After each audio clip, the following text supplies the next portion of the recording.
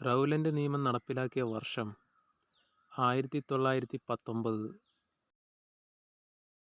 റൗലന്റ് നിയമത്തിനെതിരെ ഗാന്ധിജി ദേശീയ ഹർത്താലിന് ആഹ്വാനം ചെയ്ത തീയതി 1919 ഏപ്രിൽ 6.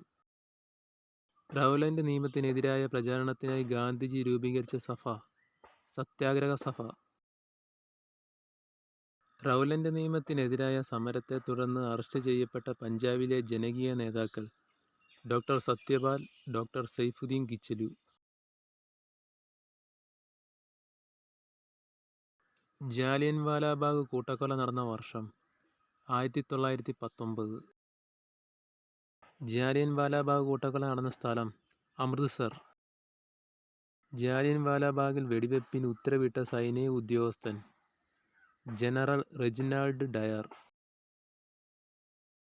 ജാലിയൻവാലാബാഗ് ഉൾപ്പെടെയുള്ള സംഭവങ്ങളെപ്പറ്റി അന്വേഷിക്കാൻ ബ്രിട്ടീഷ് ഗവൺമെൻറ് നിയമിച്ച കമ്മീഷൻ ഹണ്ടർ കമ്മീഷൻ. ഇന്ത്യയിലെ ഖിലാഫത്ത് പ്രസ്ഥാനത്തിന് നേതൃത്വം നൽകിയ സഹോദരന്മാർ മുഹമ്മദ് അലിയും ഷൗക്കത്ത് അലിയും.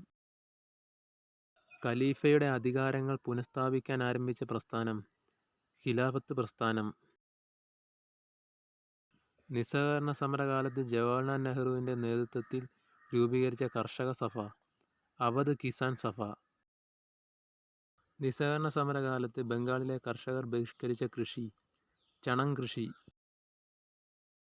ഗാന്ധിജി രചിച്ച 1909 പ്രസിദ്ധീകരിച്ച പുസ്തകം ഹിന്ദ് സ്വരാജ്.